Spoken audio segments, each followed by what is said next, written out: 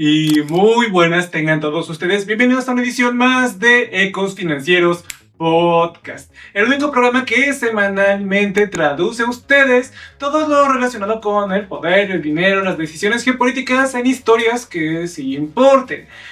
Prácticamente haciendo más sencillo saber por qué la gente tomó las decisiones que tomó, por qué Trump se volvió loco por enésima vez, por qué Petro habló de paz, por qué Japón tiene primer ministro y demás situaciones que en apariencia serían noticias irrelevantes, pero que prácticamente impactan a ti, a mí, a todos, por vivir en un mundo globalizado. ¿Y de qué forma te pueden impactar? Una manera muy sencilla, tu bolsillo. Tu bolsillo, prácticamente. Me acompaña, por supuesto, Mari Carmen Rojas. Hola, bienvenidos a otra edición del podcast Ininterrumpida. Sí, y en esta ocasión yo soy Álvaro Ávila y pues vamos a traerles ahora sí 3 noticias importantes. Quizás haya una actualización muy corta, pero es que sería más como decirles más de lo mismo. Las importantes en esta semana son 3 principalmente. La primera es que Petro le ha cortado todo apoyo financiero a Colombia. ¿No te lo hizo Trump? Perdón.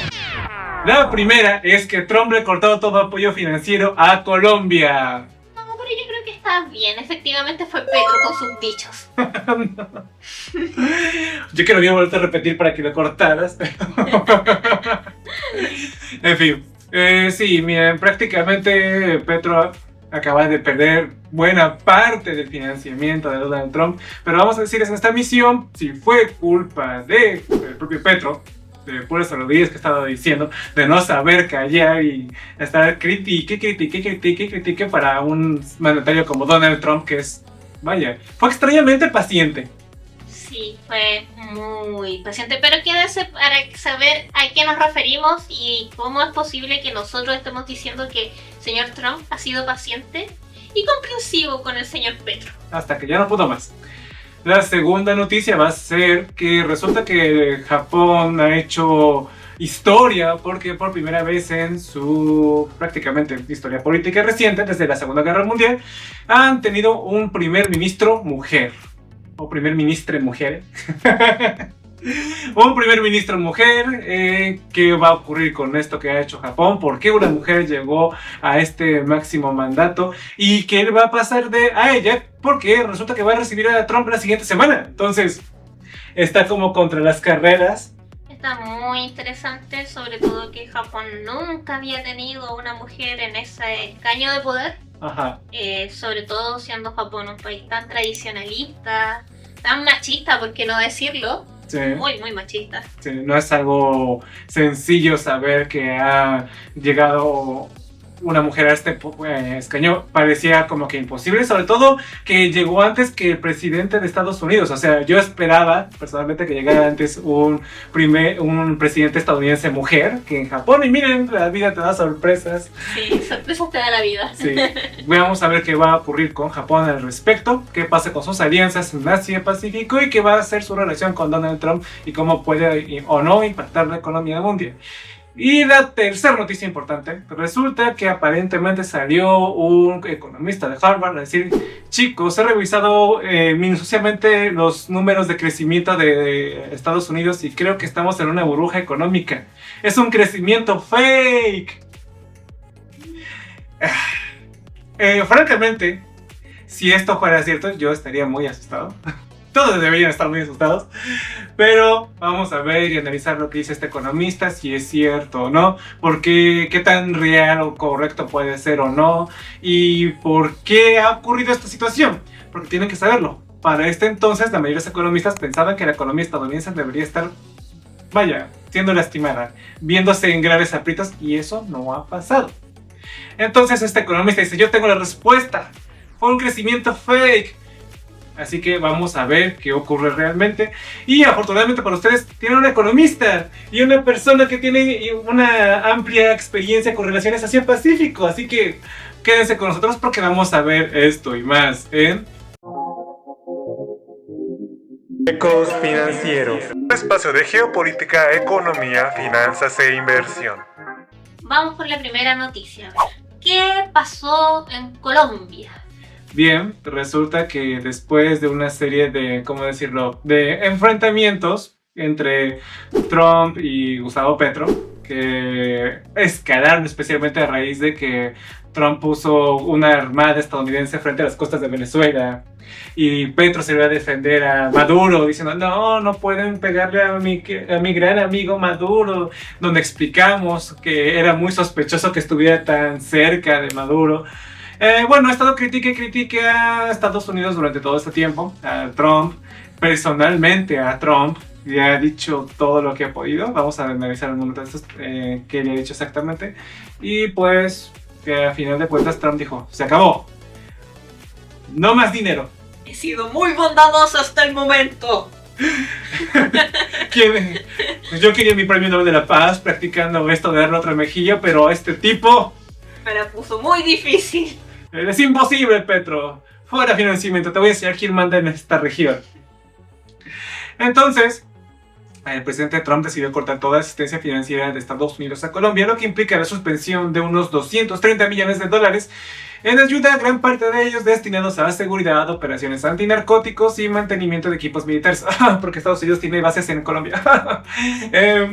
Y bueno, si ustedes no lo saben, por ejemplo, países como Japón o Corea del Sur tienen estacionados alguno que otro regimiento estadounidense en sus tierras, pero los países que los tienen pagan porque estén ahí. Sí, incluso Japón, que tiene unas fuerzas de autodefensa y en teoría no tendría por qué, ¿cómo decirlo?, pagar a Estados Unidos por estar ahí. Ajá, porque al final de cuentas su propia constitución, por orden de Estados Unidos, no le permite tener su propio ejército, pues tiene que estar dándole el mantenimiento de los costos y gastos para que el ejército estadounidense pueda operar en Okinawa, que es donde está asentado. Entonces, bueno, parte de la ayuda que daba Estados Unidos a Colombia era para que el costo de mantenerlos ahí no fuera tan caro. Porque esto no significa que, ok, ya que Petro le corté toda ayuda financiera, voy a quitar a mis fuerzas estadounidenses de Colombia. No. Ya lo caído. Ya están ahí y no se van a ir. De hecho, Estados Unidos quiere que estén ahí porque es una manera de controlar la región. Pero, como bien ha dicho mi compañero, eso en las otras partes del planeta ha sido a costa de que los países que los tienen los financien. Pero con Colombia, al ser un país que es parte de la región aquí de Sudamérica, problemas económicos, se sabe que aquí se consideran economía ni siquiera desarrollada muchas veces para las grandes potencias, entonces como su caridad, su cuota de alivio.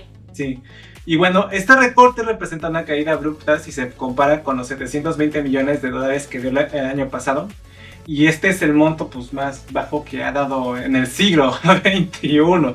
Prácticamente, tienen que entender que geopolíticamente hablando, Colombia es un país aliado de Estados Unidos que siempre ha sido como su punto de entrada para todo Sudamérica. Es su punto ancla. Ajá, hasta ahora. Y bueno, esto afecta directamente a programas que te dice aquí la noticia que estoy leyendo de cooperación militar, la implementación del acuerdo de paz con las FARC y puede favorecer un aumento de los cultivos de coca. Pero realmente, como vamos a ver, todo, cuando te pones a analizar qué ha ocurrido recientemente, qué ha dicho exactamente Petro, vemos que más que una especie de razón de que no, es que yo no confío en Colombia como un estado que apoya el narco, que ya dijimos en otro programa de Ecos Financiero, que le quitó una certificación que decía que era un país que estaba luchando contra el narco, que eso es como que la razón legítima por la que Trump le corta el financiamiento. La verdadera razón es que miren las cosas que ha dicho Petro en menos de un mes. Dijo que la colaboración estadounidense es válida si respeta el derecho internacional, pero que si no lo hace, toca rehacer nuestra colaboración. Eso a propósito de lo que está ocurriendo en Venezuela. Sí. Y también a raíz de que acusó al gobierno estadounidense de matar civiles en operaciones marítimas en el Caribe, diciendo que uno de esos barcos era colombiano. Nuevamente lo que ha ocurrido en Venezuela. Ajá. Calificó como asesinato la destrucción por parte de Estados Unidos de una embarcación presuntamente ligada al narco, diciendo que pues en él había civiles. No, esta es otra parte. O sea, nunca dejó el tema por la paz. Expresó que Colombia no va a colaborar con asesinatos Y también dijo que el strike de embarcaciones es solo para la televisión, señalando que no hay una estrategia militar apropiada para frenar la cocaína. ¿Tiene razón Petro en ese sentido? Honestamente sí, un poquito. Sí, de hecho no es que esté hablando solo sandeces. Algunas las dice sí, pero otras son muy ciertas. El tema es cómo se hace. Sí. Lo he hecho con los pies. Nosotros venimos diciendo esto desde principios de año, desde el inicio de este podcast. Al principio pensamos que quizá era un tipo un poco más brillante. Lamentablemente nos equivocamos. No, se le pasa hablando y hablando sin pensar en lo que dice. Claro. Lo peor es que lo hace cuando las cámaras de televisión están ahí. O peor aún lo escribe en su X Sí. para que todo el mundo lo vea. Y francamente es como, por favor, señor, ya cállese, de verdad. Sí, o sea, si eres un presidente no puedes ser así de pasional. Usa la cabeza. Sí. También señaló que Estados Unidos debe basar sus políticas de combate al narcotráfico en un enfoque distinto que incluya responsabilidad de consumo. Cosa que Estados Unidos nunca va a hacer. Jamás. Jamás. Porque, bueno, miren, hay libros al respecto que te hablan de cómo la CIA incluso ha sido un artífice que ha creado cárteles para poder financiar operaciones bajo el agua para cuestiones geopolíticas avanzadas. En Centroamérica, si no me recuerdo, también lo hizo en México y en Colombia también. Y bueno, también hubo declaraciones diciendo que mi problema es con Trump, no con Estados Unidos, cuando fue acusado de estar fomentando un ambiente pro narcotráfico. Amenazó con que buscará defensa judicial en Estados Unidos por calumnias lanzadas por Trump. Criticó lo que interpreta como una actitud imperial o de dominación de Estados Unidos en la región, diciendo: no aceptamos reyes, aquí no reina nadie, al responder a comentarios de Trump acusando que Colombia no estaba haciendo bien las cosas. Aquí lo gracioso es el señor, lo otro que le haría yo como pregunta, ¿está viendo las noticias? O sea, nosotros hemos abordado esta noticia en 2 o en 3 ocasiones de lo que pasa con No Kings. Ajá. Hablamos de la primera vez que se hizo la marcha No Kings, si no me equivoco también volvimos a dar una actualización de la última convocatoria que se hizo. No, creo que no lo dijimos, pero una... Eso fue hace 2 semanas. 2 semanas, sí. Ajá, de momento que estamos grabando esto, ¿vale? Sí. Pero la cosa es que hace 2 semanas aproximadamente hubo una reactivación del movimiento No Kings, que básicamente es ciudadanía que se ha unido en protesta por la cantidad de, ¿cómo decirlo esto?, de intervención que ha tenido el gobierno de Donald Trump en sectores estratégicos que le ha metido mano a todo. O sea, es cierto, y desde el propio Estados Unidos se dice bastante que está utilizándolo como herramienta política. Sí, como herramienta política. Entonces, si en Estados Unidos hay un gran debate y realmente no se ha concluido nada y todas las cosas que han intentado tirarle, Trump ha salido victorioso, ¿en qué planeta? ¿En qué planeta cree que él desde Colombia, un país del Polo Sur, puede hacer algo para enfrentarse a Trump? En un tribunal estadounidense, si ni siquiera ellos han podido. Si Harvard no pudo, si los manifestantes que están enfrentándose a ICE no pueden, ¿por qué cree él que va a poder? Y bueno, para este momento Petro, o sea, entre las cosas que le había hecho Trump a Petro, porque ya le había dicho, güey, ya bájale. De hecho, salió una noticia esta semana diciendo: ya te recomiendo enfáticamente que le bajes de nivel, Sí.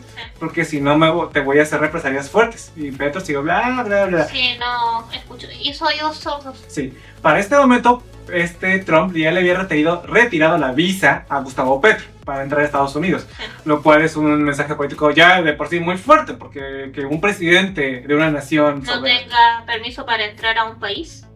que se puede hacer. Y bueno, a raíz de eso, Petro dijo que entonces él no iba a ir a la Cumbre de las Américas, que es un evento impulsado por Estados Unidos, y pues prácticamente esto hizo que Trump le cortara pues ya así la visa y toda ayuda financiera, que prácticamente dijo: ok, ya me tienes completamente harto, voy a financiar activamente a tu opositor, yo no sé quién va a ser, pero ahí la CIA, ya que mandé a la CIA haciendo operaciones por Venezuela, una llamadita por ahí y que se cuelguen a Colombia para que financien a tu opositor, no me importa quién sea, pero que no ganes tú. Y esto también se enlaza porque resulta que esta semana la Corte Suprema de Estado colombiano le revertió la sentencia que tenía Álvaro Uribe, el expresidente colombiano, de haber sido declarado culpable de tráfico de influencias. Lo cual ya responde políticamente de que pues, Ya están haciendo presiones. ya están haciendo presiones. Porque eso que le pasó a Uribe, aquí se comentó, se dijo, o sea, era muy extraño. Era realmente una victoria política para Petro. Ajá, y ahora se la revirtieron, prácticamente perdiendo cada paso que da poder y capital político. Y los políticos que están en Colombia seguramente ya lo están notando. Y hay una cosa, es que también se lo está haciendo muy fácil a Trump o a cualquier opositor, incluso a la gente que pertenece a su propia bancada, porque las consecuencias nefastas que ha ido trayendo a Venezuela por su incapacidad de De gobernancia, Venezuela. o sea, perdón, de Colombia. Ajá. No, es que como lo estoy enlazando porque muchas de estas cosas tienen que ver cuando salió a defender a los venezolanos. Ah, a los venezolanos, sí. Sí, no a los venezolanos, a la dictadura en Venezuela. Sí. Muy diferente. Entonces, esto que ha pasado con Petro, políticamente hablando, ya sean simpatizantes a él o detractores, es difícil ponerte a aplaudir si sabes lo que implica mientras aprietan los dientes. Ciertamente. Lo está haciendo fácil, fácil, fácil. Ajá, y mira que hay países que se han visto más presionados que Colombia por la administración trumpista, como el caso de México, ¿vale? Y tú nunca ves a Claudia Sheinbaum abriendo la boca diciendo no. O Brasil. O a Brasil, que Lula da Silva se llevó el 50% de los aranceles. Y lo único que ha salido a decir Lula da Silva, pues yo voy a negociar con Trump cuando sienta que él está listo para tener una relación menos desequilibrada. Sí. Pero antes yo no voy a arrimarme con él. Y fue todo lo que dijo desde un ámbito de respeto, y más allá de que Brasil está dispuesto a negociar con Estados Unidos, que nunca han cerrado la puerta a eso, y que mandó a políticos y una serie de personal brasileño a ir a Washington para trabajar en lo que va a ser el acuerdo con Estados Unidos. Así es. Pero este tipo, Gustavo Petro, simplemente habla puras tonteras, no tiene un objetivo político como tal, lo dice por decirlo. Y Debe subirse a la realidad, y eso como político no puedes. Es un juego de poder, o sea, eres el representante, el líder de tu nación. Actúa como tal, compórtate como eso. ajá, y ahora que boicoteara la Cumbre de las Américas, que es un instrumento de influencia política y económica estadounidense, es un mensaje como de bofetada en la cara a Washington. ¿Por qué? Porque, o sea, originalmente fue desarrollado oficialmente como un foro multilateral donde se promueve la democracia, el desarrollo sostenible, el crecimiento económico, intercambiar ideas y ser mejores, ¿vale? O sea, paz, amor, solidaridad. Eso es en el papel. En la práctica real, la Cumbre de las Américas es un foro donde Estados Unidos define las prioridades regionales, busca alinear a los países de América Latina con sus intereses estratégicos, o sea, fuera China, premia o castiga diplomáticamente a gobiernos según su afinidad ideológica, y sobre todo brinda su esfera de influencia ante avances de actores como China, Rusia o la India en esta región, ¿no? Básicamente es como pasar la lista. País X de la TAM, presente, presente. Otro país X de la TAM, presente, presente. Y ahora, ya hay 3 países excluidos de esta convención. ¿Cuáles son? Cuba, Venezuela y Nicaragua. ¿Les ha ido bien a los 3? No. No les ha ido bien. Realmente no puedes, dada la región en la que estás, ir en contra de Estados Unidos. Así te duela y sea injusto y te trate con la bota en tu cuello, no puedes hacer otra cosa más que decir, ¡qué gracioso es usted, América! Sí, a pesar de que sé que es Estados Unidos, ¿vale? O sea, y bueno, es también un espacio para legitimar decisiones de seguridad hemisférica, y que Petro no haya salido de la nada, pues yo no voy. Por favor, o sea, ¿y cuál es tu objetivo? ¿Qué persigues? ¿Qué buscas con esto? Pues Hacer nada, un berrinche. hacer un berrinche. Lo terrible es que como consecuencia se lleva a Colombia. Ujú. Porque aquí no es como que el castigo sea exclusivamente a la persona llamada Petro, sino que los colombianos son los que sufren este tipo de decisiones políticas. Ujú. Ya de por sí Colombia estaba presionado porque recuerdan cuando cuando Elon Musk agarró y desarticuló el USAID, o sea, es un organismo del Estado americano, de Estados Unidos, que proporcionaba ayuda, entre otros países, a Colombia, que dijimos en este programa que ahora que cortaron el financiamiento de esa organización, que les daba, aparte de la que daba directamente el presidente, ahora el ciudadano colombiano era 0.3% más pobre. Sí, entonces realmente era una ayuda que se necesitaba. Y prácticamente, pues, que te cierren las puertas tan fuertemente ante el tío Sam es una mala jugada, especialmente cuando se te acercan las elecciones. No es algo inteligente. Entonces, ya después de que dijimos todo esto, esta cosa que hizo Trump de quitarle financiamiento a Colombia ya de facto y completo, ¿fue porque Colombia no tiene su certificación de ataque contra el crimen organizado o fue por culpa de Gustavo Petro?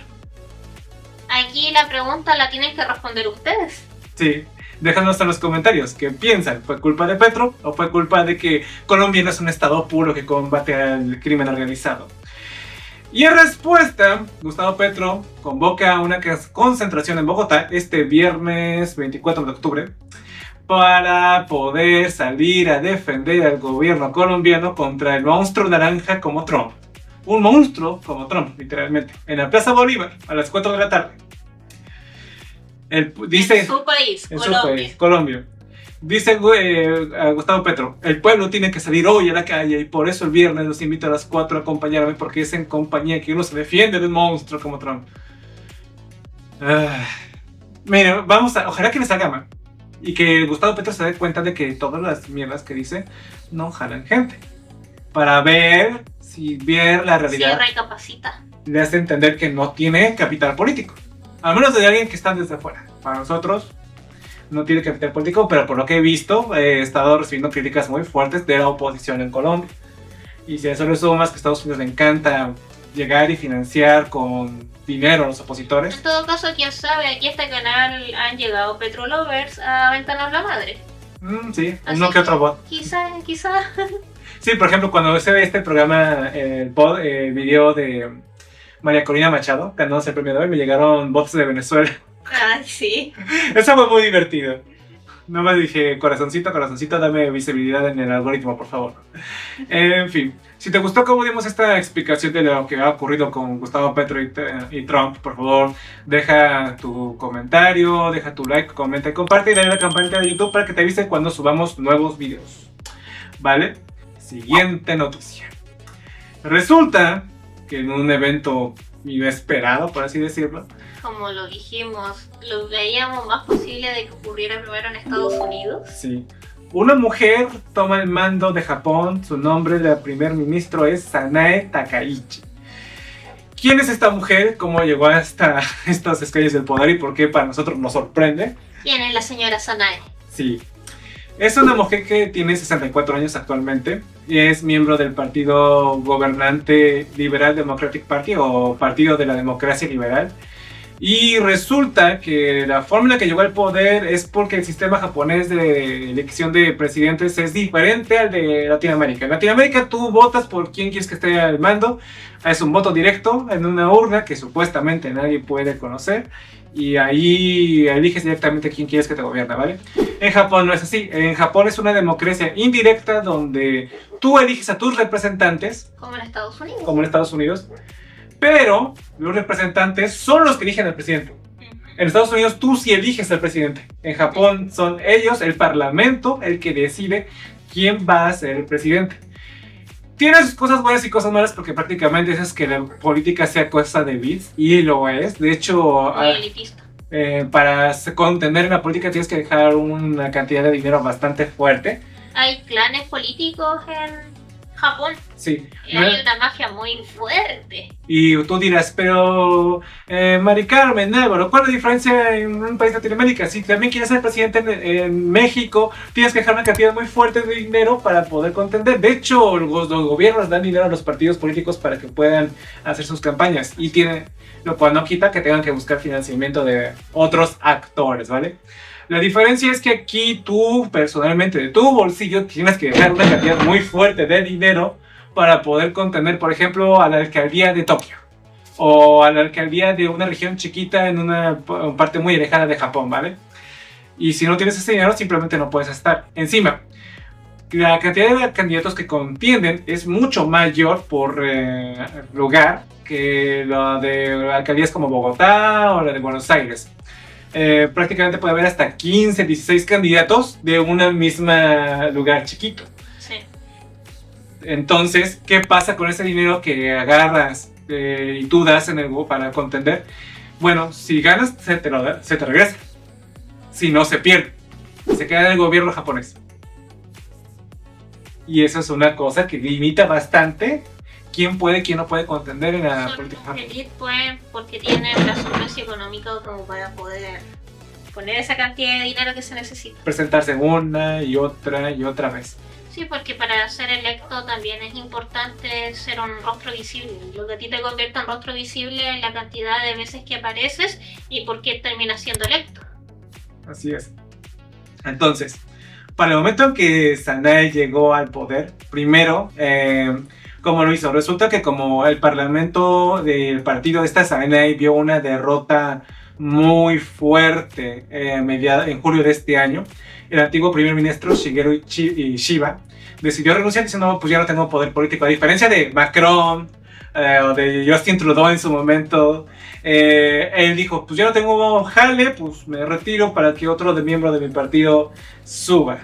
En ese momento Sanae no estaba como que no figuraba como favorita, pero resulta que conforme fue al mes de octubre se convirtió en la presidenta del Partido de Democracia Liberal, el antiguo partido del antiguo primer ministro. Y de allí para esta semana que acaba de terminar, prácticamente todo el parlamento votó a Sanae Takaichi, o sea, un parlamento constituido de puros hombres, de gente que es la élite de Japón, a ella como el primer ministro. Y eso es bastante extraño. Muy extraño. Sí, porque los japoneses, o sea, si ustedes creen que el mexicano con bigote y sombrero es machista, ustedes no han visto a los japoneses. Los japoneses son mucho más férreos con lo que son las tradiciones y el lugar de las mujeres en la sociedad. Al punto donde las mujeres cuando forman parte de la empresa, o sea, del mundo empresarial, están destinadas a hacer labores de servidumbre. O sea, si tú eres una chica nueva que llega a un puesto, eres quien sirve el té, quien sirve los refrescos, quien va a comprar, quien limpia. Todo eso que es como de situación doméstica, es la mujer del equipo quien se encarga. Hace no tanto tiempo atrás hubo una polémica muy fuerte en Japón porque estaban en algunas empresas prohibiendo que las mujeres usaran gafas, porque según decían que los clientes se sentían intimidados porque la mirada de una mujer con anteojos era intimidante, a diferencia de un hombre que obviamente se ve intelectual. Y ahora que saben todo esto, podrán darse cuenta que la mujer que llegó al cargo de primer ministro de Japón no es una mujer progresista, feminista, diciendo empoderémonos chicas, liberémonos del yugo de los hombres. No, tiene que ser lo contrario. Y ciertamente lo es. Es una persona ultra conservadora, nacionalista, admiradora de Margaret Thatcher, que es una de las personas más hijas que jamás han existido en la política del Reino Unido. Con fuerte énfasis en la seguridad, defensa y revisión constitucional. Y ella activamente y claramente ha dicho que no comparte los ideales feministas, se opone a ciertos cambios de igualdad de género, como por ejemplo la sucesión imperial solo masculina y matrimonio igualitario. Ella se opone a ello, no está a favor. ¿Por qué creen que los hombres la eligieron?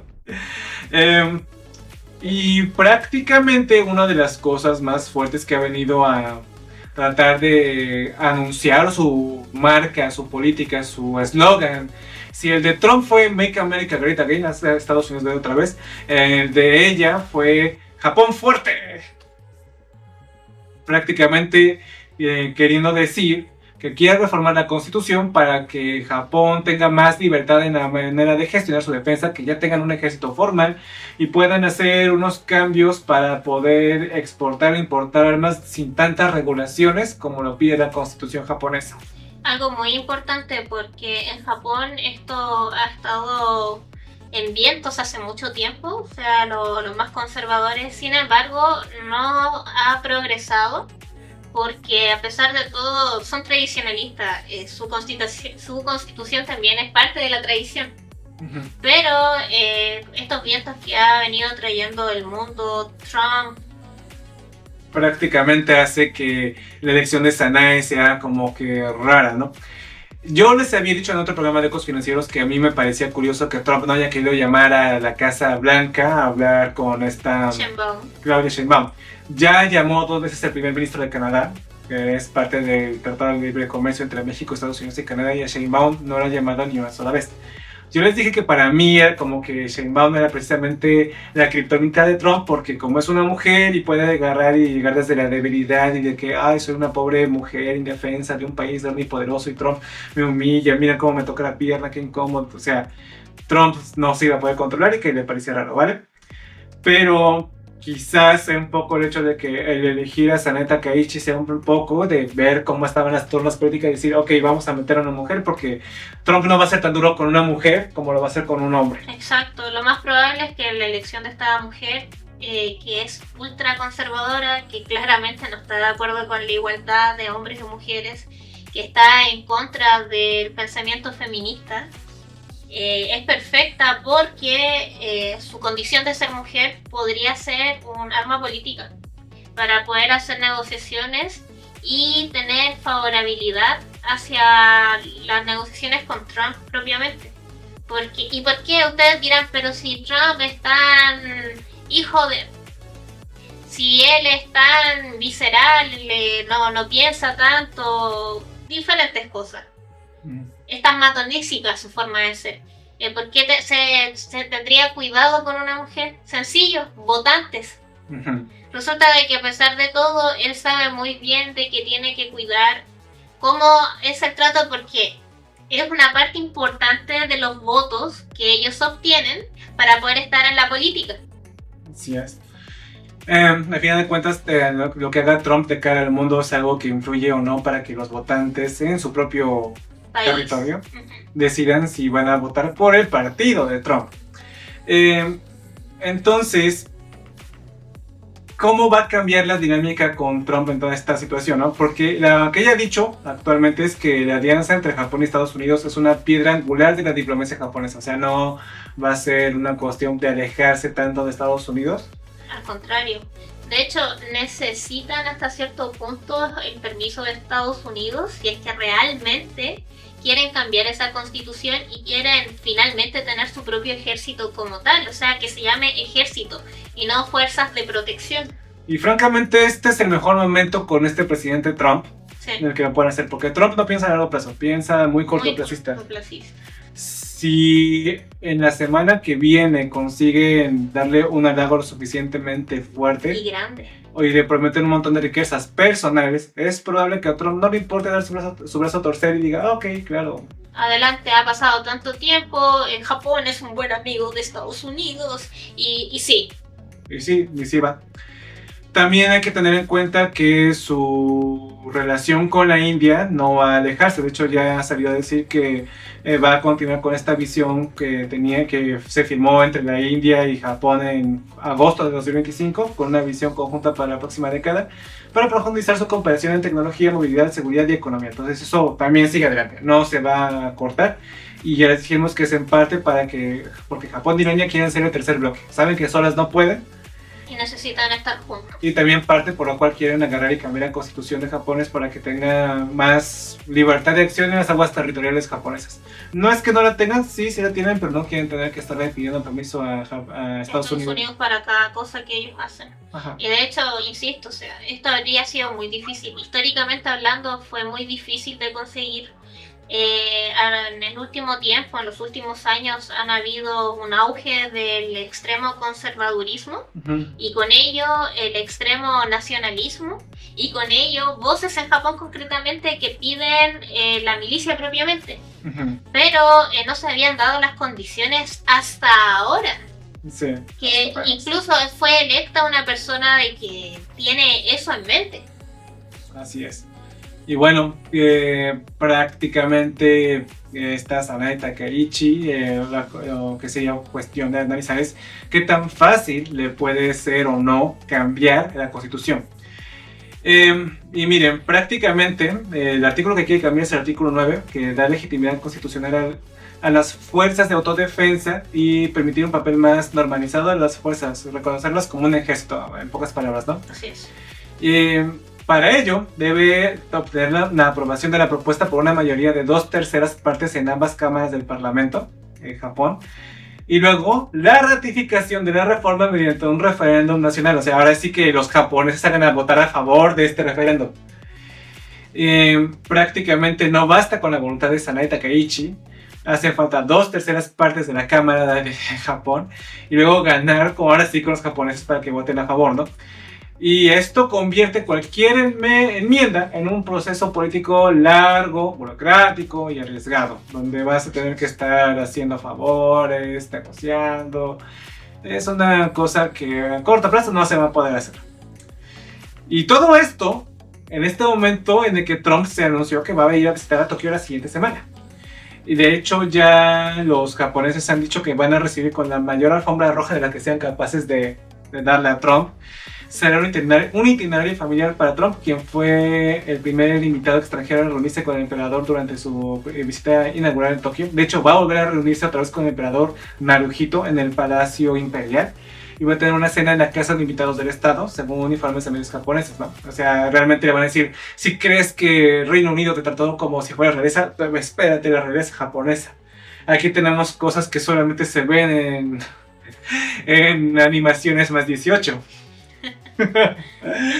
Pero sí, de hecho, para los japoneses, al menos si es que su servicio de inteligencia hizo un muy buen trabajo, tienen que superar esa vara. Si esa vara está alta con respecto a la realeza británica, vamos a ver qué hace esta realeza. Sí. Te digo, la clave es qué tan buen regalo personal le puedes dar a Trump. De hecho, Qatar le regaló un avión de 400 millones a Trump y eso hizo que Trump saliera cuando Netanyahu atacó a Qatar, a obligar a Netanyahu por teléfono a disculparse con el presidente de Qatar. Así es. Con el emir. Y prácticamente, si le das un regalo lo suficientemente caro a Trump, es capaz de darte el visto bueno para que hagas tus enmiendas tranquilamente. Al menos si algo tiene bueno Donald Trump es que es alguien que cumple sus favores. Sí. Si no, pensemos en lo que pasó con Moss. Y Elon Musk le dio toda libertad para que hiciera y deshiciera en la administración pública estadounidense. Y cuando ya no sirvió más, agarró, le dio una condecoración apartándolo del poder. Pero su favor fue ampliamente cobrado. Además, no solamente eso, se lo llevó de paseo por su gira que hizo por Medio Oriente. Sí, para que viera si podía firmar algún tipo de alianza con los árabes. Claro, eso ya iba a ser parte de la capacidad de Moss, pero al menos le dio la posibilidad. Algo que no es frecuente, sobre todo que él no era parte del gobierno realmente. Sí. Lo malo es que Musk negoció a lo tonto diciendo Trump no va a pasar ningún acuerdo en el que no me incluya la mera hora. El acuerdo va sin Musk, no se preocupe. Y francamente eso fue una forma tonta de negociar. Le dio demasiado peso a Trump. En todo caso, prácticamente vamos a ver qué ocurre con Sanae Takaichi y Donald Trump, como es las relaciones del fin de semana. Les diremos qué ocurrió con su encuentro, si le regalaron algo a Trump, qué clase de cosas se llevó y si el recibimiento japonés supera o no al recibimiento que recibió por parte del Reino Unido. Si te ha gustado cómo se dio esta noticia, por favor no olvides dejar tu like, comenta y comparte y dale a la campanita de YouTube para que te avise cuando subamos nuevos videos. Muy bien, muy bien. Tercer noticia. El crecimiento actual de la economía de Estados Unidos es por una burbuja económica. O sea, el crecimiento actual que hemos visto de cerca del 2-3% es fake, falso, no es real. ¿Qué pasó aquí? Bueno, miren, Si ustedes han seguido Ecos Financieros o han visto noticieros de alguna economista que sale a hablar en la parte de análisis de las políticas de Trump, de su guerra comercial y arancelaria, todos los economistas estamos en su mayoría de acuerdo en que las decisiones de Trump traerían como resultado una recesión económica, alto desempleo e inflación. Prácticamente hacer que empobrezcas a tu base electoral a favor de darles descuentos en impuestos a la parte más rica del país y encima de todo elevar los aranceles para que sean los ciudadanos los que paguen. O sea, era una caldo de cultivo para decir insostenible, esto va a ser insostenible, no puede seguir así. Sin embargo, los últimos datos de septiembre, si me recuerdo, del crecimiento de Estados Unidos demostraron que los economistas estaban equivocados. Aunque yo aquí todavía soy escéptica. Aquí hay un señor que dice que al parecer estos datos están falseados. Falseados o no, yo pienso de que no se puede sostener tanto tiempo. Nosotros hemos dicho, y todavía lo reitero, que las consecuencias posiblemente las empecemos a ver el próximo año. Sí, que es muy pronto para saber y los efectos que tiene la economía real de un país se tardan un poquito en avanzar. Hay algunos economistas que piensan que en 3 meses después de que se toma una decisión ya estás viendo cómo beneficio o perjudica la economía de una nación. Yo creo que las cosas que he hecho... Yo creo que aquí las cosas que han ralentizado personalmente el efecto negativo que se va a ver en la economía estadounidense tienen que ver con que la gente y las empresas se aprovisionaron todo lo que pudieron antes de... Una especulación gigantesca. Y nos consta, de hecho, nosotros que estuvimos revisando qué pasaba con el ciudadano a pie estadounidense, hubo una cantidad masiva de personas que empezaron a provisiones. Ajá, que vimos como los autos usados de repente, los usados incrementaron casi en un 50% su precio. Así es. No, ya los nuevos ya ni te digo, porque sabía que iban a meterle aranceles a todo lo que a los autos que iban a venir de México. Y el mercado de alimentos, por ejemplo, los perecibles también aumentó significativamente. Entonces, ante todo esto, es lógico, realmente lógico, no es muy difícil, incluso alguien que no sepa intuir que esto iba a salir mal. Y sin embargo, los datos que mostraban, por lo menos no mostraban una recesión negativa como la que se vio en marzo. No fue una caída espectacular como para que los economistas sacaran pecho y decir, te lo dijimos, Trump, tienes que recular.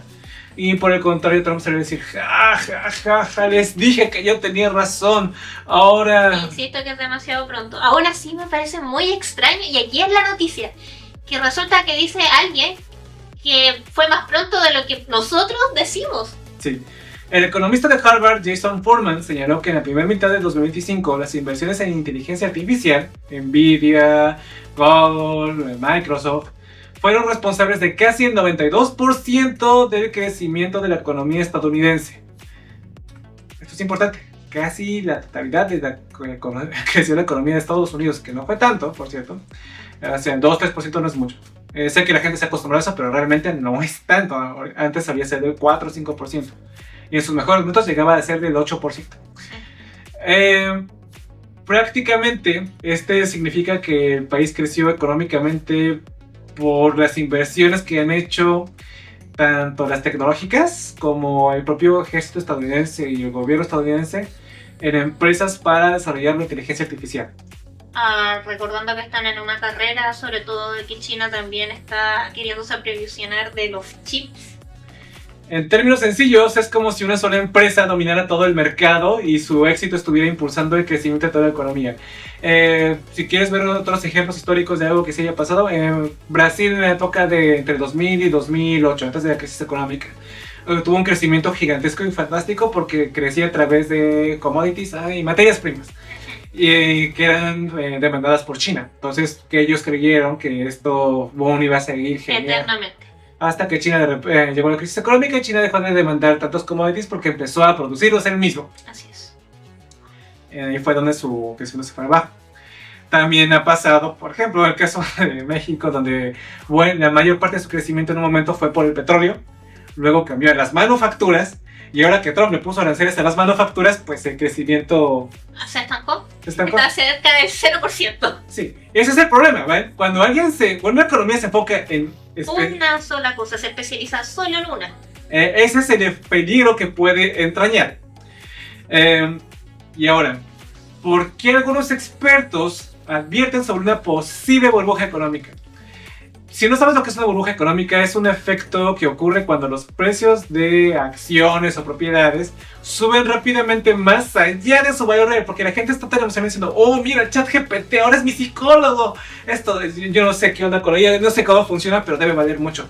Compro una acción de Nvidia, compro una acción de OpenAI, o compro una acción de Google que tiene el Gemini AI. Sí. Cualquier cosa que se haya, que DaVinci, que Perplexity, yo no sé quién es, de cómo funciona, pero toma dinero porque eres IA. Al punto en el que prácticamente cualquier negocio que le pongas IA está siendo exageradamente valorado. Si pones una tiendita en la esquina, IA, tienda de abarrotes, IA. Básicamente la palabra clave que ustedes tienen que tener en mente es especulación. Hay una especulación en el mercado que está directamente relacionado en este caso con la IA y eso es lo que produce una burbuja. Ajá. Prácticamente, ¿por qué es el peligro? Porque miren, ya no es la primera vez que en Estados Unidos hay una burbuja económica por las tecnológicas que ocurrió en el año 2000 con las .com. Cuando tú podías tener una empresa que recién creabas, creabas una página de internet que dijera Dominio algo. sí, dominioalgo.com.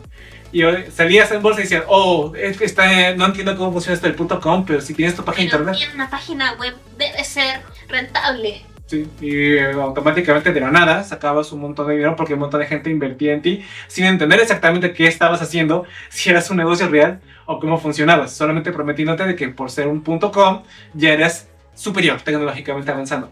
Con las IA estamos teniendo algo similar. No todas las IA son buenas. De hecho, la reciente actualización de ChatGPT, la 5... Muy mal. Sí, no me gustó. Realmente empeoró significativamente la experiencia Sí. que la que tenía con la 4.5, 4.0. Realmente está más tonta. Ya no uso ChatGPT para que lo usaba antes. Ahora uso otras IA. Y prácticamente, si resulta que todo este dinero que están invirtiendo en empresas tecnológicas, resulta que la IA ni es tan grandiosa, ni es tan poderosa, y a la mera hora todo el dinero termina siendo llegas a un punto en el que no puedes sobrepasar cierto grado de complejidad, pues prácticamente será como que, uy, tiramos Va a todo. haber totalmente un desplome. Sí.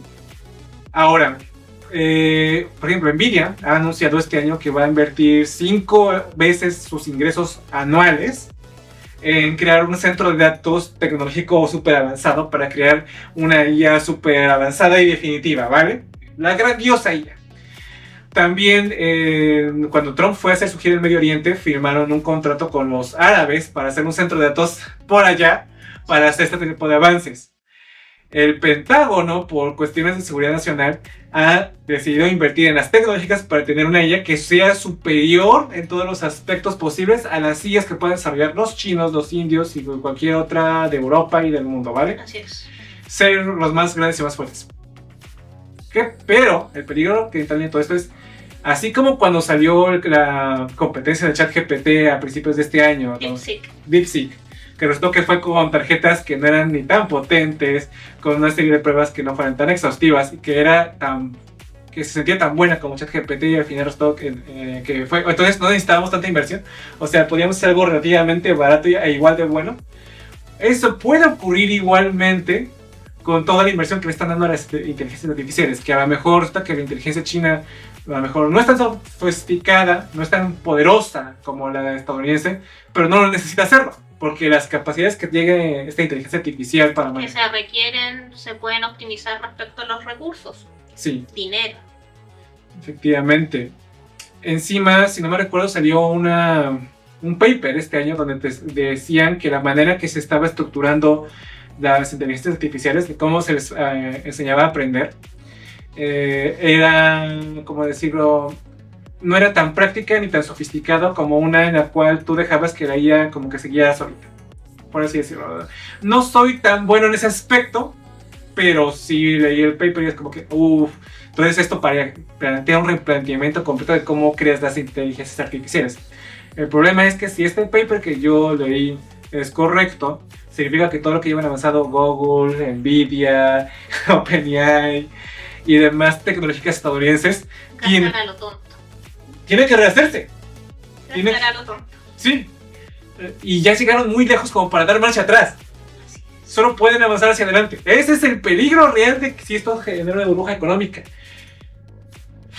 Y si esto es real y se traducen como verdadero, vamos a ver que se viene una crisis económica antes de lo que yo pensaba, antes de que termine esta década, por ahí de 2028, 2029, probablemente, por muy pronto 2027.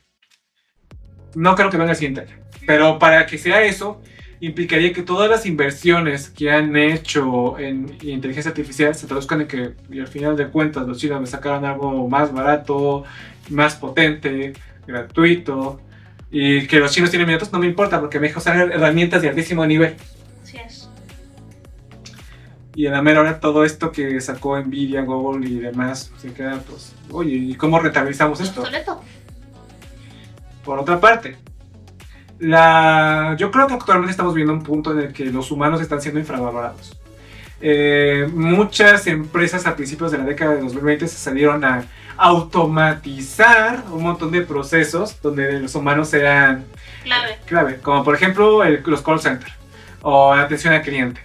Duolingo, que se dedica a hacer que aprendes otro idioma, porque decían, no, pues es que como son cuestiones repetitivas, de ahí ya puede hacerlo mejor, las 24 horas del día, no se enferman, es perfecto. Podemos reemplazar toda nuestra plantilla por inteligencias artificiales. Vale, te lo respeto. Imaginemos que haya funcionado. No funcionó la mayoría, solamente el 5% de estas empresas que automatizaron con IAS les funcionó. Así es. ¿Qué pasará entonces cuando todas las empresas del mundo automaticen con IA y se queden sin empleados reales? ¿Quién les va a comprar sus productos? ¿Quién va a consumir? Es la pregunta clave aquí. Sí, si de repente dejaste a todo el mundo desempleado y nadie tiene dinero para comprar tus pendejadas de altísimo nivel y tu competidor chino me los da gratuitas, honestamente es un peligro muy, muy fuerte. Es algo que se tiene que estar prestando atención y no se le está dando. Así es. Y mira, de hecho, Jeff Bezos, que es el de Amazon, el CEO de Amazon, afirma que estamos en una burbuja industrial, que habrá un reinicio, habrá una verificación en algún momento donde prácticamente nos daremos cuenta que las herramientas físicas es lo que vale dinero por encima de toda la herramienta digital que está, porque honestamente estamos viendo que cada vez salen más y más herramientas digitales que a lo mejor no son tan avanzadas como la que te puede ofrecer ChatGPT en su versión ultra premium que te cuesta $200 mensuales, pero que son suficientemente buenas para una actividad sencilla como hacer un informe, como ilustrar una presentación ejecutiva, para buscarte información para hacer con fuentes en formato APA, o sea, de tipo académico y hacer tu investigación bien hecha.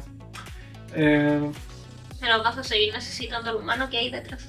Porque la inteligencia, encima, algo muy importante que tienen que aprender sobre las inteligencias artificiales, es que son muy buenas para trabajar con una sola persona. Te entienden, te aprenden de ti y son perfectas para las cosas que tú personalmente necesitas. El problema es que actualmente las IAs no son tan buenas en grupos grandes, gestionar diferentes necesidades de diferentes personas y diferentes maneras de expresarse. De hecho, han tenido resultados positivos cuando son extremadamente optimizadas para una labor concreta. Uh-huh. Y pues realmente, si esto que dice Jason Furman, el economista de Harvard, que estamos viendo que el crecimiento del PIB de Estados Unidos está siendo extremadamente dependiente de las IAs. Y que hay una especulación al respecto. Ajá. Que las valoraciones del mercado de las acciones de estas empresas tecnológicas están exageradas y irrazonables. De hecho, yo no recomiendo totalmente meter tu dinero en Mozart.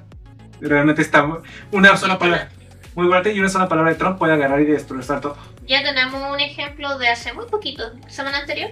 Sí, semana anterior que Trump dijo que iba a ponerle aranceles a China.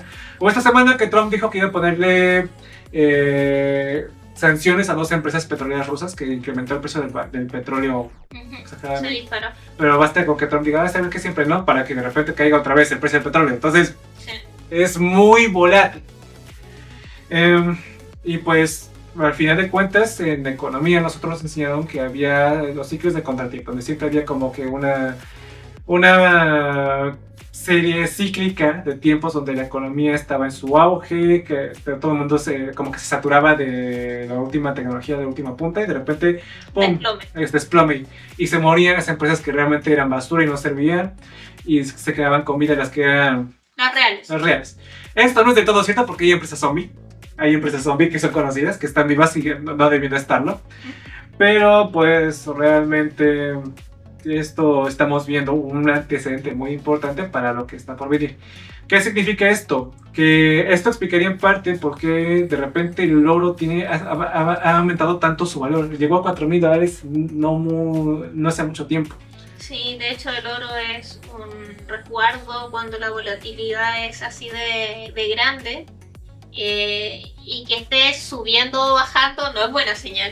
El oro debe estar estable. Debe estar por empezar por debajo de los $3,000. Pero si estamos llegando a este nivel de especulación, significa que estamos viviendo tiempos muy turbulentos que pueden ser antesala de un conflicto internacional más grande. Porque estos tiempos que estamos viendo se asemejan mucho a la década de los 20, de 1920, donde había una especulación muy fuerte, donde las economías del planeta estaban muy dolidas, que no habían terminado de salir de una crisis económica de la Primera Guerra Mundial. Y pues nosotros estamos saliendo de la del COVID, el crecimiento económico sigue siendo muy planito, ahí se van a empezar a ver tensiones políticas muy fuertes entre diferentes naciones hasta un punto en que ya sea inaguantable y algo detone otro conflicto. Ojalá que no pase, ¿vale? Ojalá que no pase. Sí. Solo digo que se parece mucho. Tampoco estoy diciendo que inviertan en oro, por cierto. Ahora tienen que hacer su investigación. Sí, para cualquier tipo de inversión hagan su investigación. Recuerda que invertir conlleva riesgos y puedes perder buena parte de tus ingresos. Sí, en todo caso aquí lo que menos recomendaría es trading. Sí, eso no. Si no tienes que conocer eso, mejor. Si no eres un experto, no te metas en trading. Ahora no, al menos. Sí. No es un buen momento para aprenderle el trading. De hecho. Y mira, entonces hay que ver con la inteligencia artificial qué termina pasando, porque la verdad yo creo que estamos viviendo una burbuja. Se están infravalorando mucho al ser humano. Y encima de todo, pues vamos a ver si realmente las IAs con toda esta multimillonaria inversión se traducen que, número uno, Estados Unidos tenga la superioridad tecnológica y militar avasalladora de todo el planeta. Al punto que tiene que ser casi como una IA de ciencia ficción, como Skynet o como Cortana de Halo, para capaz de agarrar, manejar tus equipos militares y decir, ataca por allá, cambian las cosas. Que juegue el ajedrez, básicamente. Que juegue al ajedrez. Lo cual también es un peligro muy fuerte, porque si dejas que una IA decida las cosas, no sé en qué momento puede agarrar y agarrar... Y prescindir de ti. Ajá.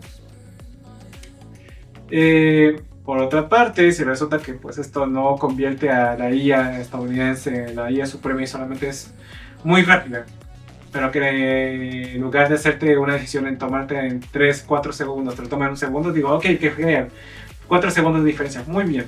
Pero a lo mejor no necesitas 4 segundos, porque tienes que tener un segundo en el que tú críticamente evalúes lo que te dice la IA y dices, creo que estás equivocada en esto y esto. ¿De qué me sirve que ella me dé una respuesta en un segundo si a la media hora me da una respuesta? Está mal. Al final se necesita criterio.